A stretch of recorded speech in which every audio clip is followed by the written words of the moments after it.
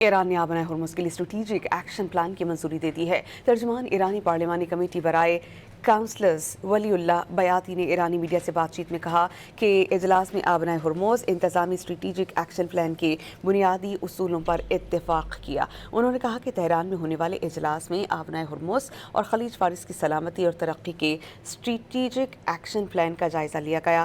ولی اللہ بیاتی نے مزید یہ کہا کہ ارکان کی رائے سننے کے بعد اسٹریٹجک ایکشن پلان کے خد و خال کی منظوری دے دی گئی ہے، اور یہ بھی کہا انہوں نے کہ اجلاس میں امریکہ اسرائیل کے جہازوں کو آبنائے ہرمز سے گزرنے کی اجازت نہ دینے کی قرارداد منظور ہوئی۔